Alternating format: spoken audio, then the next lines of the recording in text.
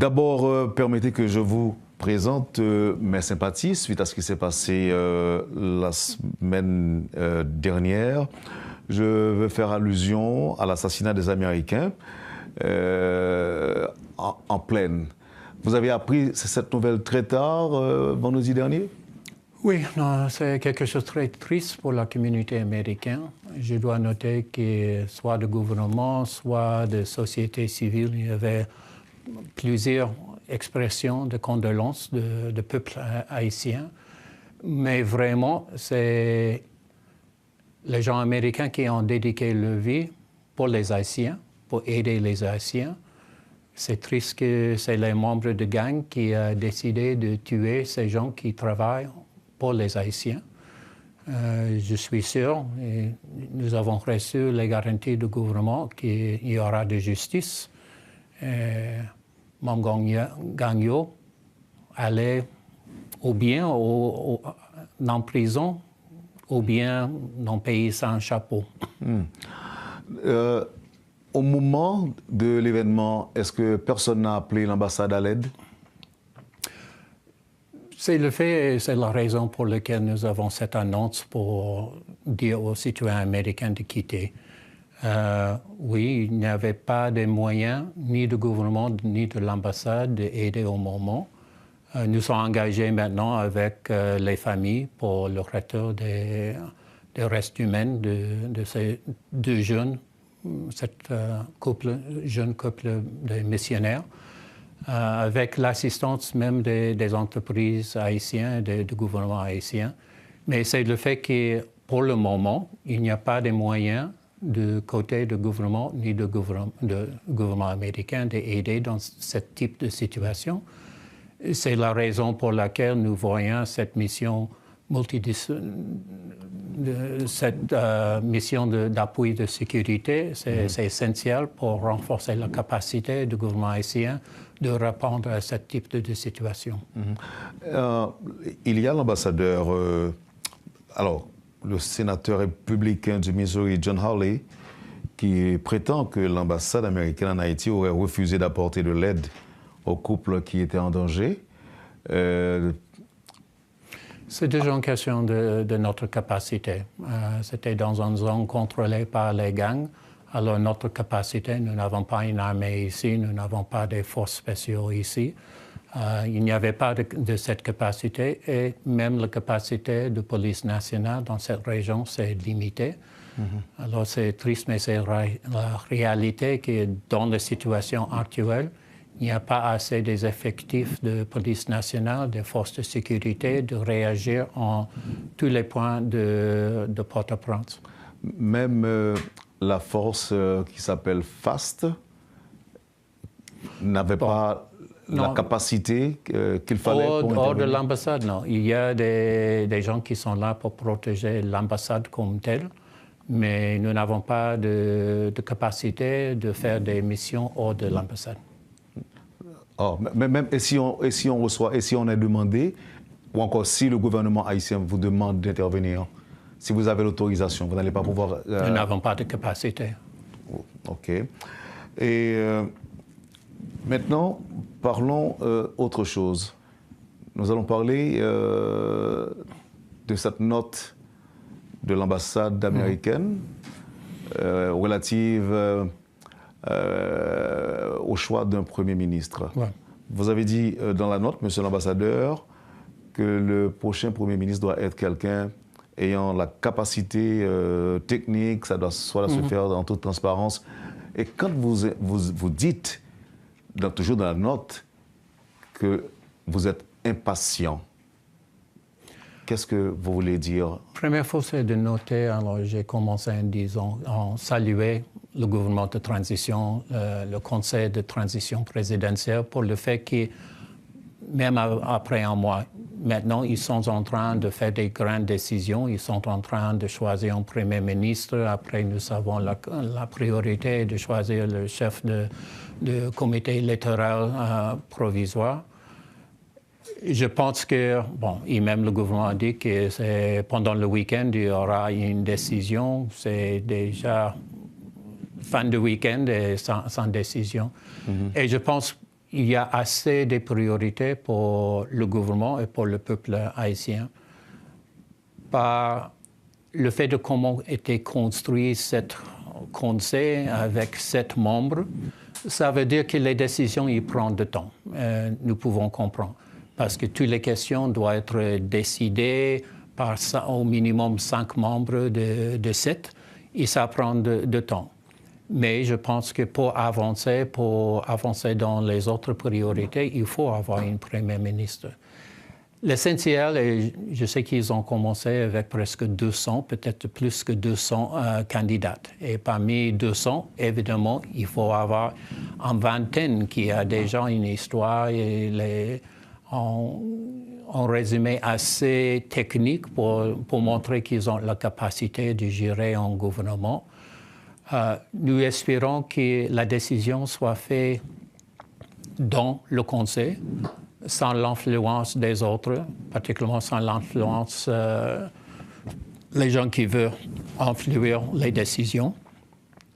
Chaque membre, ils ont une certaine responsabilité. Même si la communauté internationale a dit qu'il n'y a pas de transition dans une transition, mais il paraît que les États-Unis misent beaucoup sur cette transition. Oui, vous êtes déjà dans une transition 2.0, dans le sens où il y a une deuxième transition.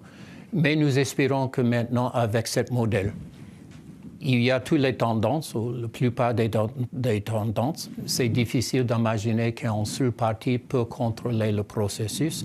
Et ça donne plus de chances d'avoir un gouvernement qui est neutre, d'avoir des élections qui sont crédibles, parce que toutes les grandes décisions doivent être faites par débat, par décision commune. Ce n'est pas facile. Mais pour moi, alors, si vous avez une présidente avec 7 têtes, tous les 7 têtes doivent avoir la capacité de parler. Et si on coupe 3 têtes, toutes les têtes vont mourir. Alors, c'est nécessaire de maintenir cette unité qui n'est pas simple. Mais je pense que c'est un modèle bien, une solution haïtienne pour la situation haïtienne, pour assurer qu'il y aura au minimum en consensus, en grand consensus sur toutes les grandes questions qui sont nécessaires pour cette transition. Est-ce que les États-Unis soutiennent un candidat au poste de Premier ministre? Absolument. C'est pour le système de faire le choix. Nous avons parlé d'un profil, alors quelqu'un qui a une capacité technique, qui a la capacité de gérer une situation assez difficile, quelqu'un qui n'a pas une grande connexion avec une partie ou une coalition ou une autre, qui peut gérer le gouvernement dans un sens neutre pour tous les défis qui sont devant ce gouvernement. Je ne vous apprends rien, monsieur l'ambassadeur. Il y a des Haïtiens qui pensent que vous supportez un candidat. Et vous diriez quoi à ces Haïtiens? Je pense qu'il y aura toujours cette tendance que les États-Unis, c'est en dehors de chaque décision. Mais vraiment, nous sommes ici en faveur du système, en faveur d'un processus bien haïtien. C'est vrai que nous avons aidé avec le processus de cette transition. Pendant les négociations avec CARICOM, avec le départ de l'ancien Premier ministre, nous étions toujours en contact. C'était toujours dans le sens d'aider les partis haïtiens de trouver les solutions entre eux. Ce n'est pas d'imposer une décision, une solution pour les Haïtiens. Donc vous parlez de Ariel Henry, l'ancien Premier ministre. Oui. Mais vous savez, monsieur l'ambassadeur, les Haïtiens ne savent pas jusque-là ce qui s'est passé exactement. L'ancien Premier ministre se rendait en République dominicaine, il a dû rebourser chemin et finalement il est en Californie. Ouais. Mais on n'a pas de détails sur ce qui s'est passé.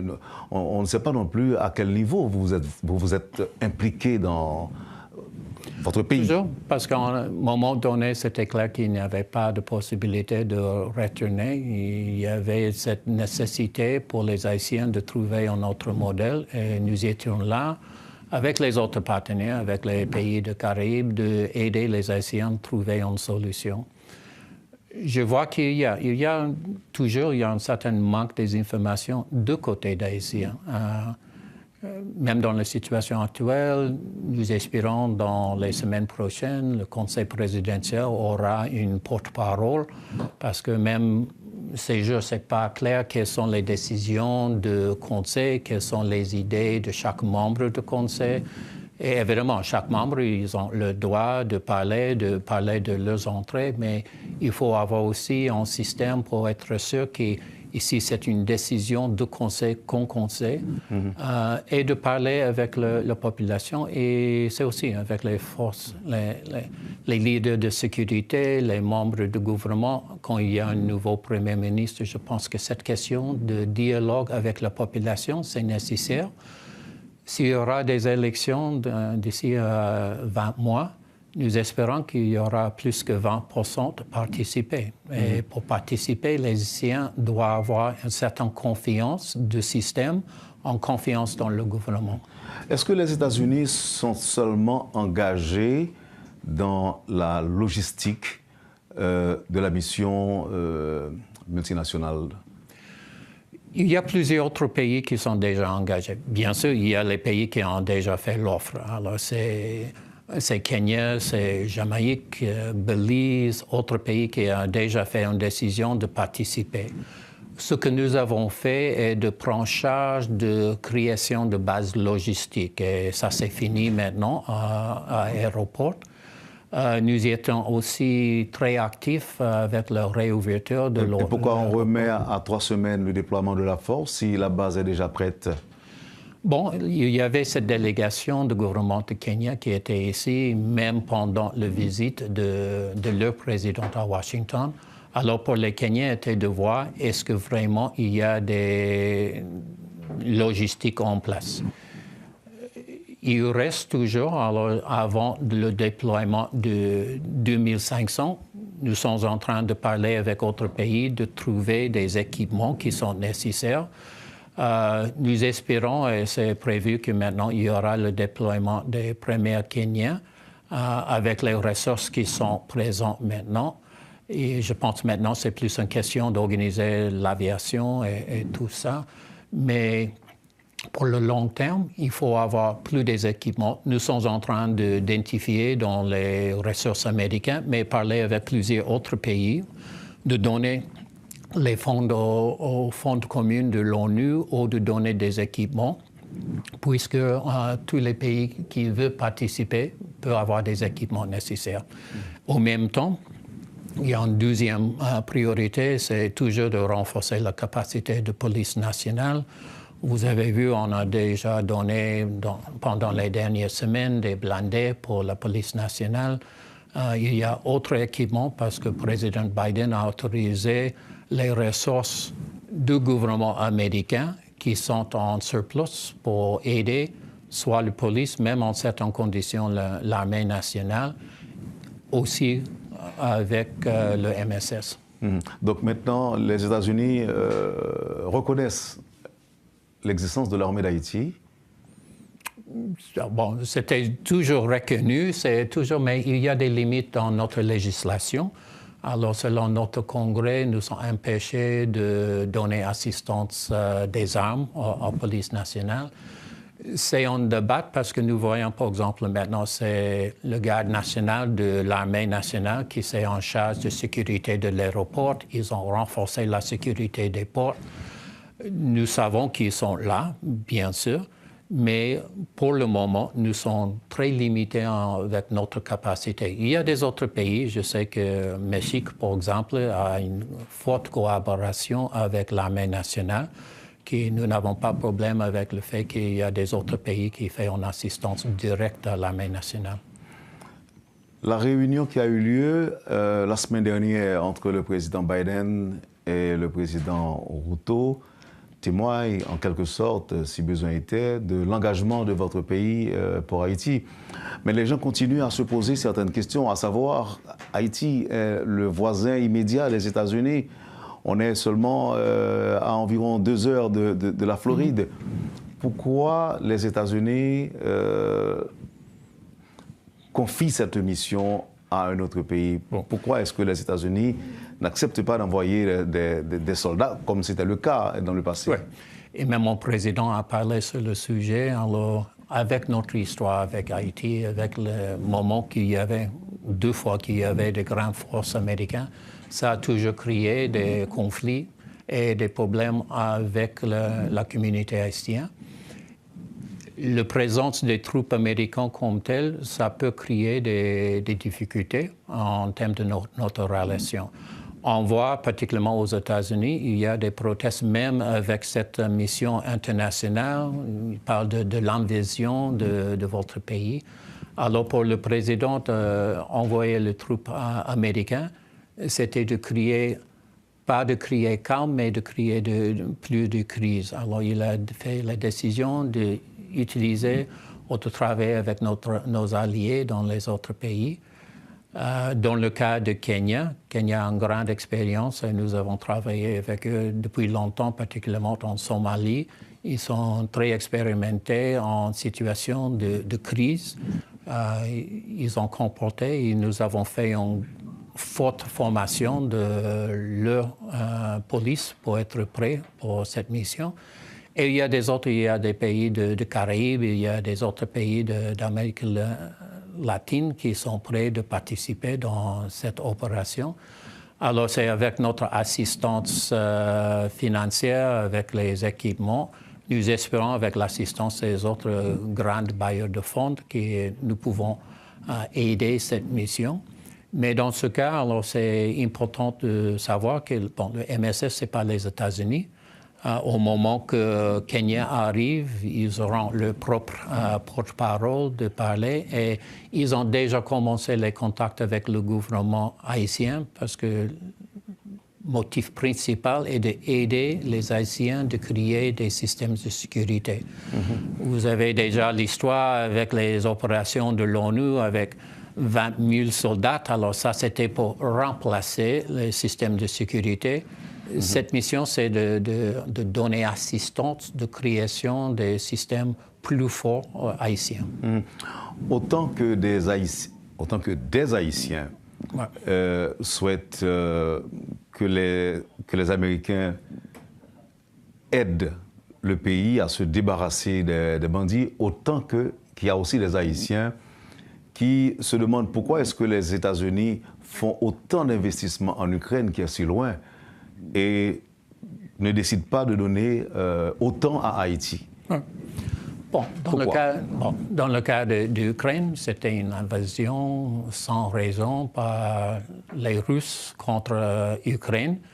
Ça a posé un risque de nos responsabilités comme membres de l'OTAN. Alors ça, c'était vraiment une crise contre le système international, le système des règles, le système de droit international. Et ça pose un risque directement aux entrées stratégiques des États-Unis.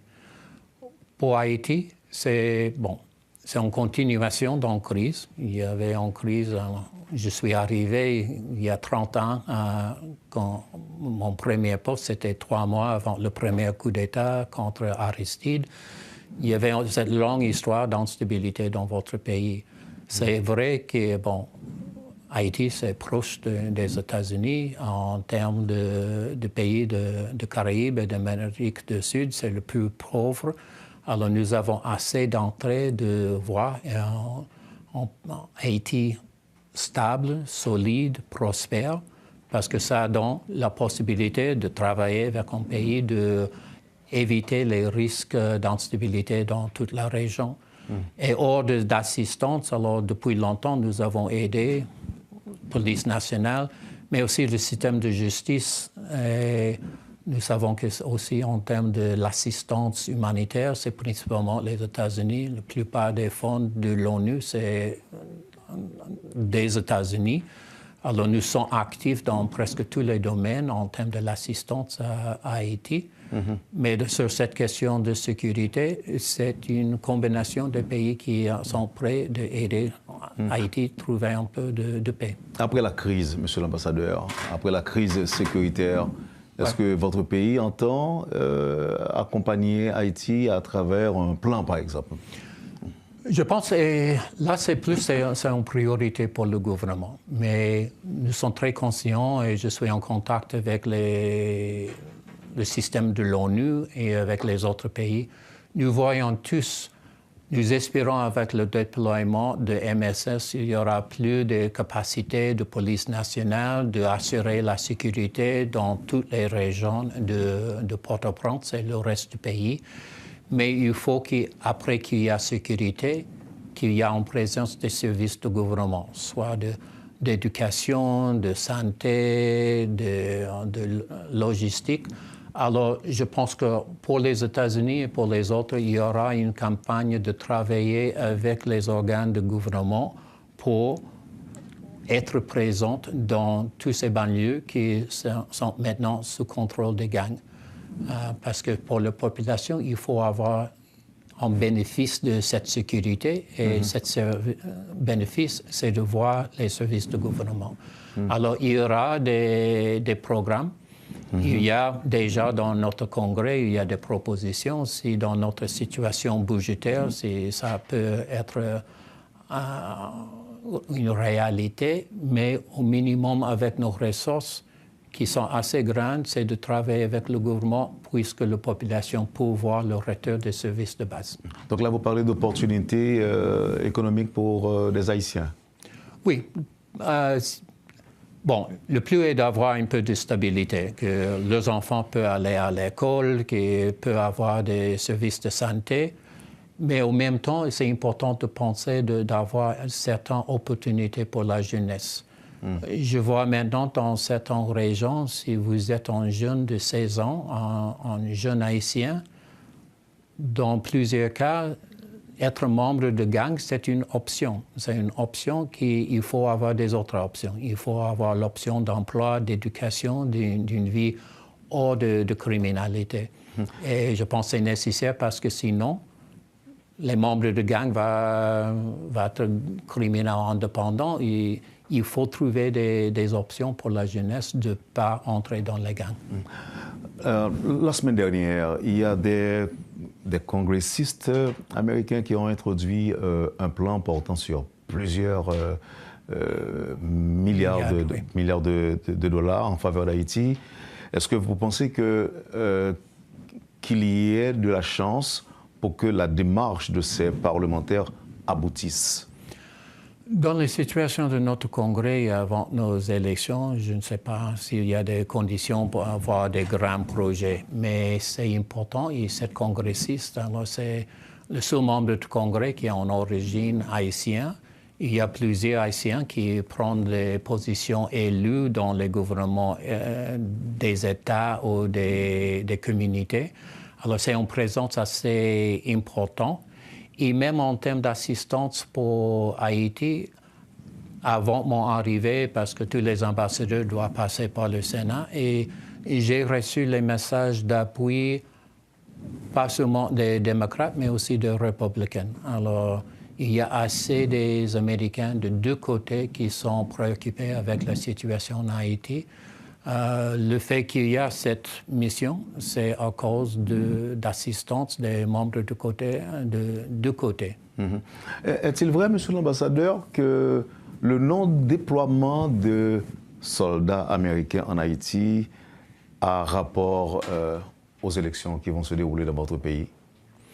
Pas directement. Alors, quand notre président a dit qu'il était plus préoccupé avec la réaction des Haïtiens de voir des troupes américaines sur le terrain américain, mais c'est vrai qu'il y a des débats. Et je sais qu'il y a certains Américains qui veulent vraiment avoir une présence des troupes américaines.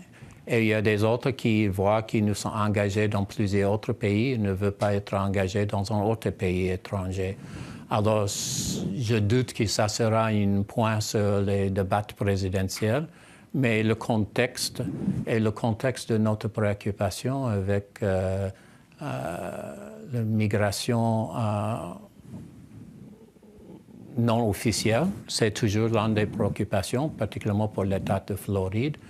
Mais il y avait ces programmes de président Biden qui a aidé plusieurs Haïtiens d'aller aux États-Unis dans les conditions qui sont légales, qui sont humaines. À quand la reprise des services consulaires fermés? Pour le moment, parce que nous sommes dans les mêmes conditions qu'en plusieurs entreprises. Généralement, il faut avoir 120 Américains dans mon ambassade hors de personnel de sécurité. Maintenant, je suis à 35. Alors, ça veut dire que maintenant, nous n'avons pas la capacité hors d'assistance pour les Américains de donner les services consulaires. Notre plan avec l'opportunité, nous voyons l'opportunité avec l'arrivée de MSS et avec ce gouvernement de transition, et de concentrer la première priorité sera d'attaquer le délai en termes des visas des immigrants. Parce qu'il y a les Haïtiens qui ont certains droits d'aller aux États-Unis, de se rejoindre avec leur famille, citoyens américains aux États-Unis. Pour les visas non immigrants, ça prendra du temps parce que c'est toujours parmi les priorités consulaires. Première, c'est américain. Deuxième, c'est immigrant. Et seulement, c'est le troisième, c'est les visas non immigrants. Et pour le moment, je dois noter, dans les conditions actuelles, je ne peux pas imaginer demander d'avoir 500 000 Haïtiens devant l'ambassade s'il n'y a pas de conditions de sécurité. Et c'est là que le gouvernement haïtien, avec l'assistante MSS, doit assurer les normes de sécurité. Je sais que vous devez partir tout de suite, monsieur l'ambassadeur. Ouais.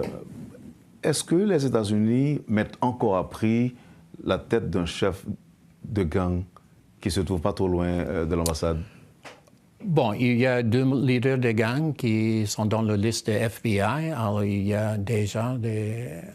Et comment vous nous expliquez que ce chef de gang a reçu des journalistes américains, oui, alors que l'ambassade n'est pas trop loin de sa résidence? Comment vous nous expliquez ça? Bon, nous sommes en faveur d'une presse libre. Alors, vous aussi avez le droit de parler avec les leaders des gangs. Nous espérons que la presse américaine soit bien informée. Il y avait on a vu avec CNN, avec NPR, il fait ces entrevues. C'est important aussi que les autres côtés, soit de gouvernement, de société civile, même la presse haïtienne, a l'option de parler de réalité. Parce que nous savons que les leaders de gang, ils veulent montrer quand ils sont Robin Hood, ils sont en faveur de la population. Jusqu'à maintenant, je n'ai jamais trouvé un seul Haïtien qui a ces sentiments concernant les gangs. Ils voient que c'est les gangs qui attaquent, qui tuent, qui violent. Alors vraiment, ces gangs ne sont pas en faveur de la population. La presse américaine, ils ont le droit de parler avec n'importe qui, mais j'espère qu'il y aura les vraies opinions des Haïtiens avec notre presse aussi. Merci, monsieur l'ambassadeur. Merci d'avoir accepté de répondre à nos questions. Non, merci pour l'invitation. Même s'il y en a encore d'autres, une vingtaine encore à vous poser, ce sera pour la prochaine fois? Oui, prochaine fois, oui. Merci. Merci.